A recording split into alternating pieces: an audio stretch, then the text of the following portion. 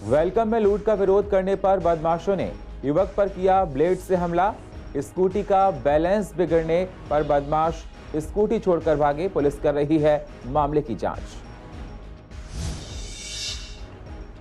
New Usmanpur में तेज रफ्तार truck ने युवक को मारी टक्कर। युवक की अस्पताल में हुई मौत। पुलिस ने केस दर्ज कर आरोपी चालक की तलाश की शुरू।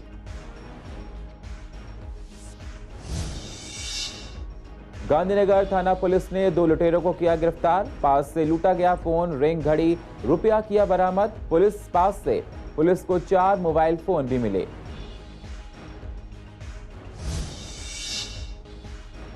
जीटीबी इनक्लेव में गोलगप्पे ने खड़ा किया बड़ा बवाल। सहेली के मना करने पर महिलाओं ने पीट पीट कर ले ली बुजुर्ग की जान। पुलिस ने मामला दर्ज कर जांच की शुरू। और शादरा जिले के साइबर सेल ने पेटीएम से ठगी करने वाले 2 ठगों को पकड़ा। पास से 2 मोबाइल फोन, 3 सिम कार्ड किए बरामद। नमस्कार, स्वागत है आप सभी का सीसीएन में। मैं हूं आपके साथ सुनील चौहान। अब होते हैं रूबरू पूर्व दिल्ली की अहम खबरों के साथ। उत्तर पूर्व दिल्ली के वेलकम इलाके में लूट का विरोध करने पर बदमाशों ने एक युवक पर ब्लेड से हमला कर दिया। मोबाइल लूटकर भागने लगे। इनकी स्कूटी अनियंत्रित होकर गिर गई। शोर मचाने पर लोगों को आते देख स्कूटी को वहीं पर छोड़कर बदमाश मौके से फरार हो गए। पीड़ित प्रवीण ने बताया कि गुरुवार सुबह 7:30 बजे वह स्कूल के पास पहुंचा, तभी पीछे से स्कूटी सवार 3 बदमाश आए और उस पर ब्लेड से हमला कर दिया। घटना के बाद इलाके में डर का माहौल बना हुआ है। पुलिस इस पूरे मामले की जांच में जुटी हुई है। उत्तर पूर्व दिल्ली के न्यू उस्मानपुर में बुधवार को तेज रफ्तार ट्रक ने युवक को टक्कर मार दी। घायल युवक को अस्पताल ले जाया गया, जहां डॉक्टर ने उसे मृत घोषित कर दिया। मृतक की पहचान नहीं हो सकी है। उसकी उम्र करीब 40 साल है। पुलिस ने केस दर्ज कर आरोपी चालक की तलाश शुरू कर दी है। जो लोग गवाह हैं, उन्होंने प्रत्यक्षदर्शियों, उनसे पता चला है कि तेज रफ्तार ट्रक ने टक्कर मारी थी। गांधीनगर पुलिस के हाथ अहम कामयाबी लगी है। पुलिस ने 2 लुटेरों को गिरफ्तार किया है, जिनके पास से लूटा गया फोन, रिंग, घड़ी और कुछ रुपए बरामद हुआ है। पुलिस के पास से चोरी का फोन बरामद किया है। आरोपी को गांधीनगर से गिरफ्तारी हुई है। पुलिस आरोपी से पूछताछ कर रही है, जिससे और मामले के खुलासे हो सकें। दिल्ली के शादरा जिले के जीटीबी इनक्लेव इलाके से एक बेहद अजीबोगरीब मामला सामने आया है, जहां एक महिला ने गोलगप्पे खाने से मना करने पर बुजुर्ग की जान ले ली। दरअसल एक बुजुर्ग महिला ने जब गोलगप्पे खाने से इनकार किया तो उनकी पड़ोसी महिलाओं के साथ कहासुनी हो गई, जिसके चलते उन्होंने बुजुर्ग महिला को धक्का दे दिया। बुजुर्ग सिर के बल गिरने से गंभीर रूप से घायल हो गई। महिला की बहू उन्हें अस्पताल लेकर गई, लेकिन वहां शकुंतला देवी ने दम तोड़ दिया। मिली जानकारी के अनुसार बहू ने इस मामले में 4 आरोपी महिलाओं के खिलाफ शिकायत दर्ज करवाई है।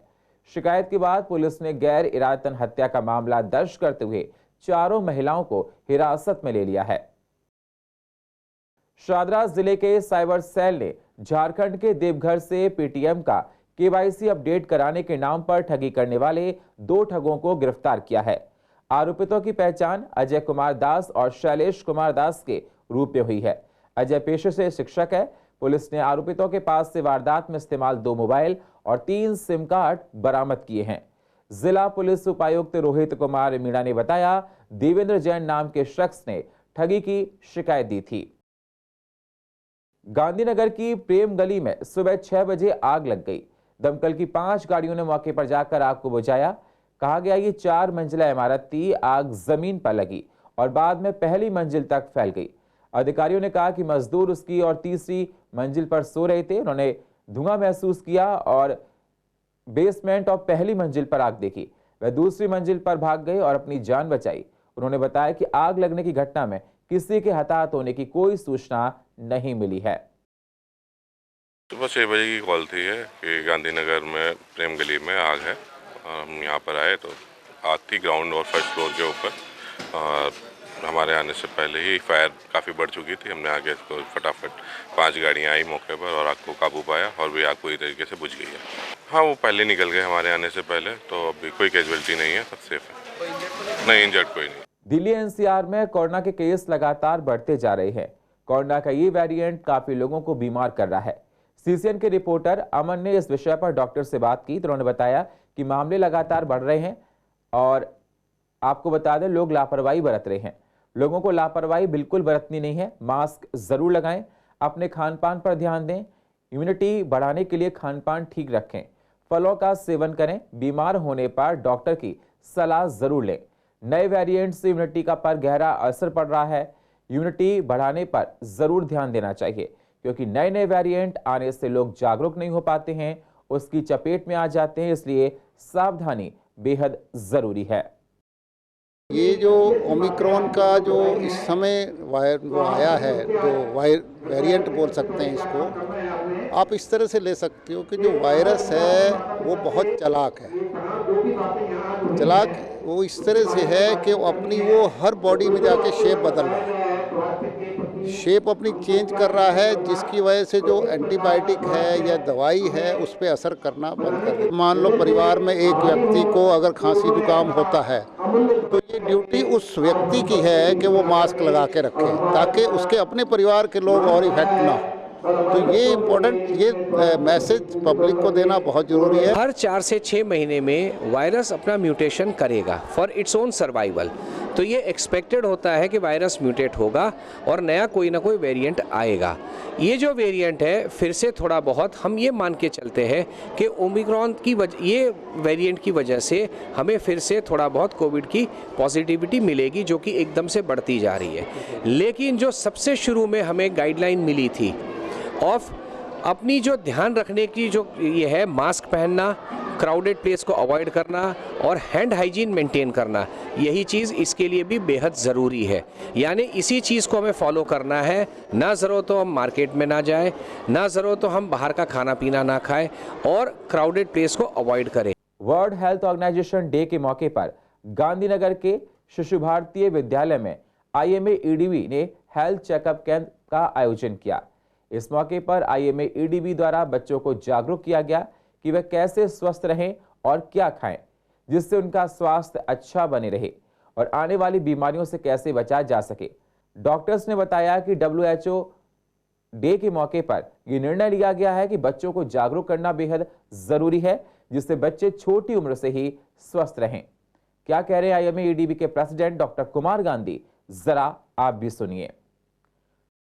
इस बार का हमारा थीम है health for all by all, यानी कि इसमें छोटे बच्चे तक अब इंक्लूड है कि हम चाहते हैं कि वो भी अपने स्वास्थ्य का ध्यान रखें।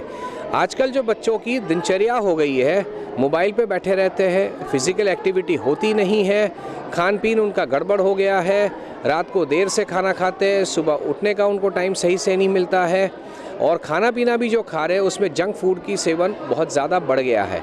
तो हमने ये सोचा इस बार IMA इस रैली माध्यम से कि हम बच्चों को जाके स्कूल में समझाएं कि आपके जो खान पीन, आपका जो स्वास्थ्य है उसका ध्यान आप ज़रूर रखिए। तो इस उपलक्ष्य में आज हम यहाँ स्कूल पे आए थे। शिशु भारती करके स्कूल है यहाँ पे गांधीनगर में। तो ये स्कूल के अंदर करीब 200 बच्चों ने एक कंपटीशन कराई थी हमने पेंटिंग की। बच्चों को कहीं ना कहीं हम ये भी देते हैं कि कहीं ना कहीं प्रोत्साहन मिले। तो हर एक बच्चे को हमने एक यहाँ से सर्टिफिकेट ऑफ पार्टिसिपेशन भी दिया है और जिन्होंने बहुत अच्छा किया है उनको हम पोजीशन भी देंगे और हमारे आने वाले प्रोग्राम में उनको हम ऑनर भी करेंगे। बच्चों को जो हम सिखाते हैं वो बहुत जल्दी सीखते हैं और अगर हम बच्चों को कुछ बेसिक चीज़ें सिखाएं, सफाई रखना, पानी उबाल कर पीना, लेकिन बच्चा अगर इंसिस्ट करे नहीं माँ मैं बाहर से आया हूँ, पहले मैं हाथ धोऊंगा उसके बाद खाना खाऊंगा, पहले मैं मुंह धोऊंगा फिर खाना खाऊंगा, ये करने से ही कितना इम्प्रूवमेंट होगा, कितनी उसकी हेल्थ मतलब बीमारियों से वो बचेंगे।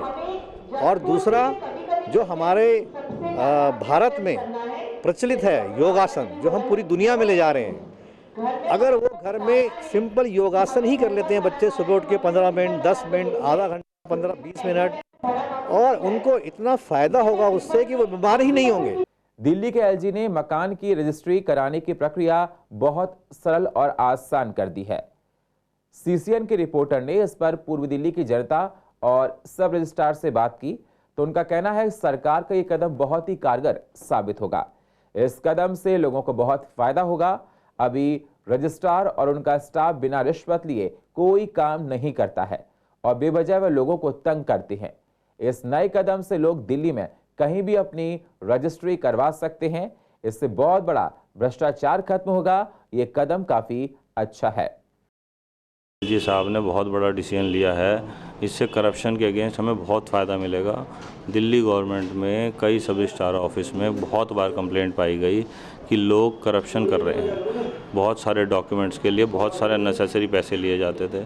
तो बहुत अच्छा विनय कुमार जी का डिसीजन रहेगा, जिसमें हमें और जितने भी पब्लिक है सबको ये फैसिलिटी मिलेगी। तो सरकार ने, हमारे एलजी साहब ने, माननीय एलजी साहब ने जो फैसला लिया है, मेरी नज़र में बहुत अच्छा फैसला है और मैं इस फैसले का मेरे सारे डीलर भाई भी समर्थन करेंगे। बहुत ज़बरदस्त जानकारी दी भाई साहब। इससे हम लोगों को बहुत रिलीफ मिलेगी, हमारे बायर्स को भी बहुत रिलीफ मिलेगा। इसके अंदर भ्रष्टाचार भी काफ़ी हद तक खत्म होगा। आज जो फैसला दिल्ली सरकार और माननीय एलजी सक्सेना जी ने लिया है वो बहुत ही अच्छा और बहुत ही सुंदर फैसला मैं कहूँगा सब डीलरों के हिसाब से। जी बहुत अच्छा है, जिससे कि भ्रष्टाचार में बहुत कमी आएगी। रजिस्ट्रियाँ दिल्ली की किसी भी इलाके की किसी भी इलाके में की जा सकती हैं। इससे जो है हमारे को एक बेनिफिट मिलेगा। बहुत ही यह सक्षम कदम है जो उठाया गया है, बहुत ही अच्छा कदम है। हम इनका तहे दिल से धन्यवाद करते हैं एलजी साहब का, माननीय मुख्यमंत्री श्री अरविंद केजरीवाल जी का। शाहदरा जिला के स्पेशल स्टाफ ने फर्श बाजार थाने में एक चोरी का मामला दर्ज हुआ था, जिसमें इस मामले में स्पेशल स्टाफ ने एक आरोपी को गिरफ्तार किया। सीसीटीवी की मदद से आरोपी को पहचाना गया और उसके पास से एक मोबाइल फोन और सिम कार्ड बरामद किए गए।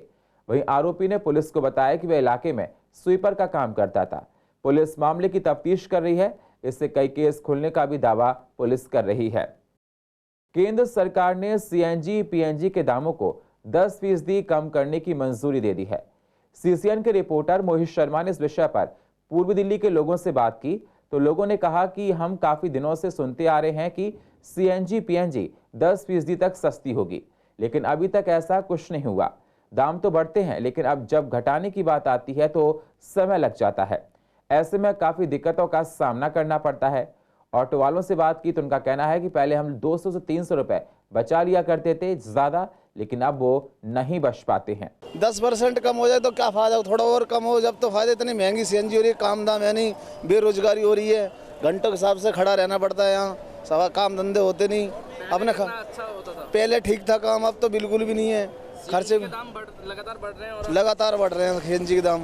पहले कम थी, अब तो गैस की पूर्ति होती है, गाड़ी किराए पे किराया पूर्ति होता है गाड़ी का, बस का 100-200 रुपए की मजदूरी होती है, उसमें घर चलते हैं, परिवार चलेगा।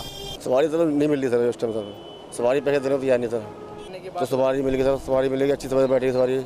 आज की सवारी बैठी, सवारी ऑटो सवारी बैठना भूल गई सवारी है, तो ओला उबर में जाती है सवारी सर। हम तो भाई बहुत दिन से सुनते चले आ रहे हैं, अभी तक कोई कम नहीं हुआ। हर चीज़ का पैसा बढ़ते ही जा रहा है जी। पहले तो बहुत फर्क था, कम से कम 150 में हम अच्छा सारे दिन भर चलते रहते थे। अब कम से कम हमारा सीएनजी का खर्चा आता है 400 रुपये सारे दिन का जी। और जितनी मजदूरी है नहीं, हमारा खाना कमाना यहीं से होता है। जैसी सवारी होती है ले जाते 50 की, 60 की, 100 तक की। अब कुछ तो फायदा ही होगा अगर हो सकी तो। और बहुत दिन से सुनते चले आ रहे हैं, सन 2000 अच्छा 15 से 16 से तो ये सुनते चले आ रहे, अभी तक कुछ कम नहीं हुआ। बढ़ने की कोशिश हो जाती है यार, बढ़ते ऐसे। जी जी जी। शाहदरा जिला के ऑपरेशन यूनिट यानी एसटीएफ ने 25,000 का घोषित बदमाश को गिरफ्तार किया है। आपको बता दें, आरोपी ने 1000 से ज्यादा लोगों को ठगा है। ये आरोपी 2020 के EOW केस में वांटेड था। पुलिस अधिकारियों ने बताया कि भारत में फैंसी स्पोर्ट्स ऑनलाइन गेमिंग के नाम पर अपना व्यवसाय शुरू किया था।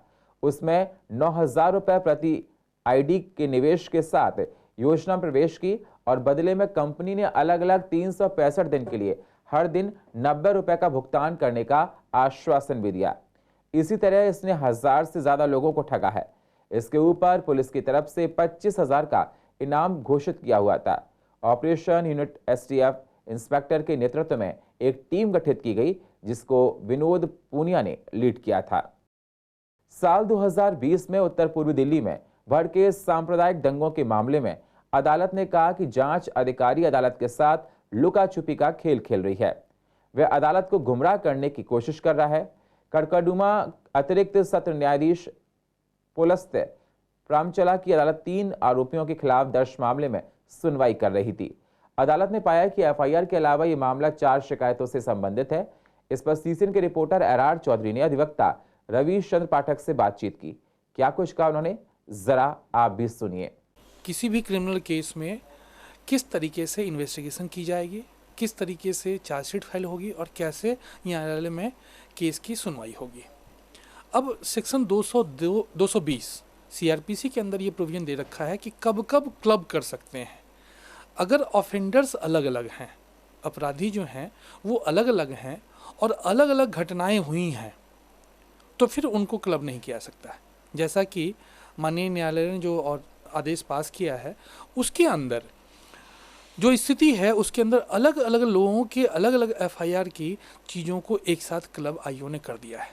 ये एक गलत परंपरा है, ऐसा नहीं किया सकता है। पूर्व दिल्ली की अधिक जानकारी के लिए आप यूट्यूब पर जाकर सीसीएन लाइव को सब्सक्राइब करें और फ्रेश अपडेट लेते रहें। और फिलहाल पूर्व दिल्ली खास में इतना ही। बाकी खबरों के लिए आप बने रहिए सीसीएन के साथ। तब तक के लिए नमस्कार।